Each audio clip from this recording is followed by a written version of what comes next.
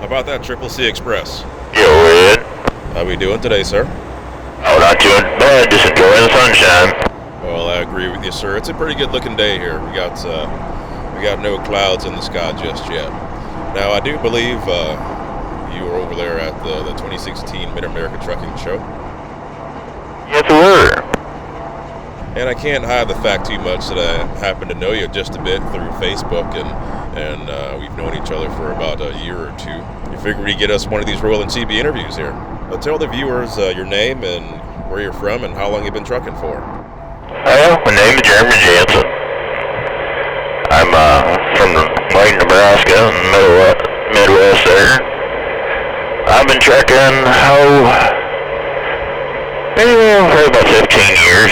I ran businesses before that, but I decided to just get it behind the wheel, and I had a family that grew up in trucking, and I really love trucks, so kind of just came to me, and I just kind of wanted to get away from the business aspect of everything and just get out and hit the road.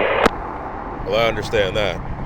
Well, it's obvious we can see that you handle livestock. Tell me about some of the things that you've done during the 15 years of driving.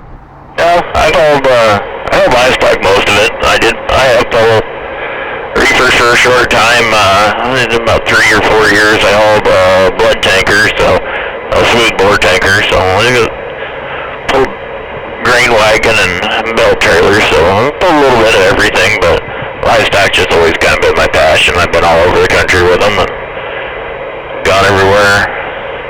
Seen all the parts of the country that I'd like to see. Throughout the Rolling CB interview series, a lot of folks really enjoy looking at different types of trailers and equipment and whatnot, but a lot of folks, they really enjoy the old cattle pots in general. Now, why? Why is that? Why do guys like the whole aspect of hauling cattle? I think it's just because it's the last of the dying breed. You know, it's kind of the old cowboy that's left of the old outlaw cowboy trucker style, and maybe that's the highlight everybody thinks of it is. Now, is it really that? Is it really the old outlaw motif that goes on within the brotherhood of cattle haulers, or is it something else? No, to us, it's more just good old country values, just country folks. They're easygoing, they're good people to deal with. That's why we enjoy each other. Now, while we're on the subject of hauling cattle, run through your typical day, and then probably there is no typical day. When you get up, the alarm goes off, you get up, and you start your day and go through it. What is that like? Our typical day, mine don't just primarily haul cattle. I haul everything. I have a multi-purpose 4-deck trailer, and I haul anything from baby pigs to market sows to feeder cattle to going to kill cattle, and then I'll even haul sheep and goats and exotics and things like that. So my typical day, I do my pre-trip, wipe my truck down, but a lot of times we do a lot over through the night work. It's cool, especially in the summertime, to keep the animals cool. Go into some detail on what that's like. Again, most folks may not know what's going on with that. Describe why nighttime over daytime. Well, in the summertime, the heat, with cattle, they shrink. With hogs, they don't sweat, so you gotta water them, and it's just easier to do it in the cooler hours of the daytime, so they don't hurt them any, don't stress them out, and then it just damages the meat. Well, I never heard that term before. Shrinking. Yeah, the cattle, like calves, they'll shrink down. Even the fat cattle, they'll shrink down, and then you get a loss. Now, you're throwing a lot of terms around that I'm not familiar with. So they'll shrink down, and then you'll have a loss. What's that? Well, the farmer in that will have a loss if they shrink too much, and they'll just shrink weight-wise. They'll lose a lot of weight, and then they got to put that much more feed to get them pumped up to the weight they need to be to go to market. So I have a better understanding now of why nighttime would be preferred over daytime in general. What are some of the other things that you think people aren't aware of in the livestock transportation business? Well, I don't think they realize, when you can't just stop on a dime, you got momentum just like pulling a smoothbore tanker. You got that momentum, you hit the brakes, they're gonna push you through. So you gotta leave a lot of room, and you got things they'll shift you side to side too. So you can't make turns real quick. Tell me about the loading process. Describe that. You said you have a 4-deck trailer. Describe that process of getting the cattle loaded in. On cattle, it's set up just like a regular cattle trailer. So it's set up 2-deck. You just load the nose, and then you load the top part. And if you got small calves, you can put them in the little corner, which we call a jail. And then you can load the bottom and then the back. With being 4-deck, we actually got decking that we put in to make the center level into 4 layers, and it just collapses down and stores in the ceiling. So what are the advantages of having a 4-deck? Some may know right away, but what does that allow you to do? Well, advantages just lets us stay busier. We can haul anything and everything instead of just primarily just being able to haul, just cattle or cattle and hogs. I can, haul baby pigs and everything. I can stay loaded both directions. So you mentioned staying loaded in both directions. You get to your destination, describe that unloading process when you actually get to your destination. Paint a really good picture for me, if you will, please. Yeah, we get to the other side, and depending on the weather, it could be, if we're hauling cattle, it's usually a pretty quick process. You can be done in, 10, 15 minutes. But you're hauling, say, baby pigs in the wintertime, and you're, I said this is a 4-deck trailer. It may take 3 or 4 hours, depending on how fast everything gets out. Then you got to collapse everything, take all that decking out, because I might have to haul cattle next. So you got to, with cattle, you hot shot them, or just with like a prod stick, just kind of poke on the outside of the trailer to them and get them going. A lot of times you just open the door, they'll run out, but you get some that they get turned around or they're pressed forward. You got to get them turned around and pushed out. You can get hurt. You gotta be careful with what you do. Now, you said having a loss. When you get to your destination and you're getting the livestock off, what determines that? Does somebody come out with a clipboard and start, scaling the animals and everything else? How does that work? Well, they don't usually lose any. The loss is they lose weight. So you weigh them when you load, and you weigh them on the end to see how much weight you lost on the way there, just depending on the heat and everything. Okay, so they get scaled, they get weighed, and is the receiver looking at any other things like physical problems or something? Yeah, they check condition just to make sure they're happy with them. Even some cows, you kind of check just make sure they didn't fall down, their legs aren't stiff or scraped up. If a guy hit the brakes real hard, they could have went down on their knees, and just make sure that they're in good physical condition. As we head south here on 65 out of Louisville, Kentucky, we're in traffic. It's a Sunday morning, actually. Doing what you do and going where you go, what would you say to a motorist that you would encounter in traffic? What would you say to them about being safe around your truck? No, just not to hang out.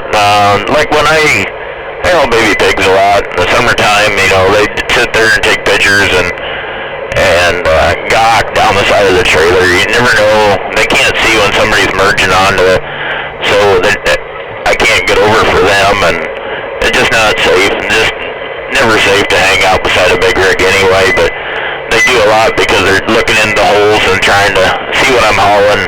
I know baby pigs and stuff are cute when we do haul them, but that's when it seems to be the most, that they hang out there beside your trailer trying to see what's in there.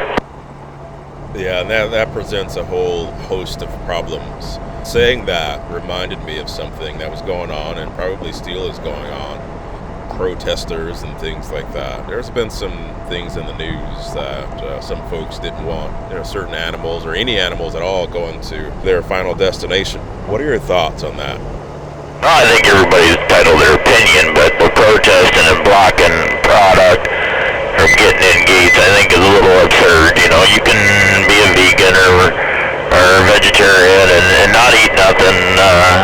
That's your, you know, everybody has their own choice.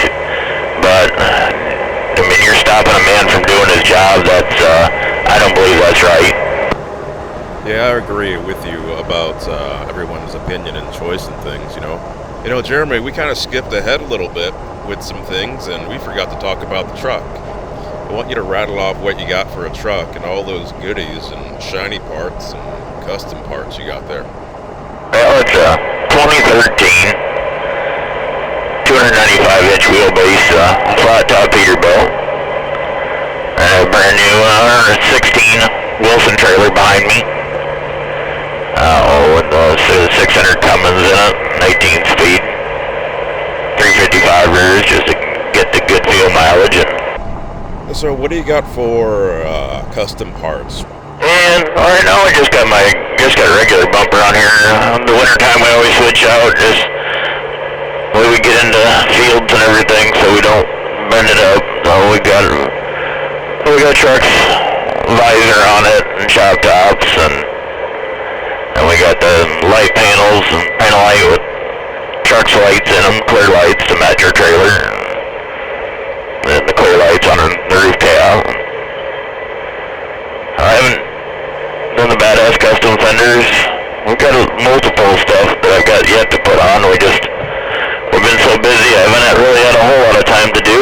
Good, the dash is all chromed out, interior of this, and Tuffy's Custom Woodworks has done work with a shelf and ceiling panel in here, and he's got door panels and a floor to do. He's actually gonna do most of the interior of this truck as soon as I get enough downtime for him to start doing stuff. We got a really great look at your interior, and tell me about what Pure Country Livestock is all about. Pure Country Livestock Association is an association I founded to help people in the livestock, trucking, agriculture industry when they're sick or injured, just down and out. There ain't nobody to help them out, and we raise money to help anybody in the industry when there ain't nobody else to help them. All right, 10-4, that sounds pretty cool. Give me an example of how that would work. All right. One of our members would be primary example, I guess would be the best example. Robbie Peterson, about a year and a half ago, he got trampled over by 4 big steers, and he took most of the damage to his face. He couldn't work for a while. He had to have a bunch of surgery and on his face. He's knocked out pretty good. Just helped him financially. We helped raise money for him and his family, get him by. He was down for about 4 months. He's an owner-operator. You know, shoot, you don't even have to be an owner-operator. Just the fact of not working for 4 months and no other income, you know, just anything to help them get by. And also provide them with support and everything that they need. That they know they're not alone there. You know, we go and visit them and talk to them every day, and just make sure they don't feel like that they're out there just dealing with it on their own. Well, Jeremy, that sounds like a great way to assist not just another trucker, but the gentleman and his family also. I'm sure everyone would be grateful to have that kind of support, you know, when things are not going as well as they should be. Yeah, we try to do all we can do, and you know, we're not getting real big, so we do as much as we can with what we got, and going to events and finding new sponsors and everything to just helps us, give us more of a chance to help more people. 10-4. I'm going to switch gears on you. I do believe you're an owner-operator, correct? Actually, I'm not. I'm actually a company driver. I work for a wonderful company that appreciated the fact that my professionalism and how well I take care of my equipment, and they've done a wonderful job taking care of me. Okay, excellent. That would be the reason that I thought that you're an owner-operator, because every time I seen you at a show, everything was top-notch and everything was looking good, just like you owned it. Yeah, I try to treat it like it's mine, and in return, he gives me great respect and freedom to do what I want, and pays me well for it. So it's a pretty good agreement. He treats me basically like an owner-operator, but I got all the freedoms of one, and I get paid well to do it.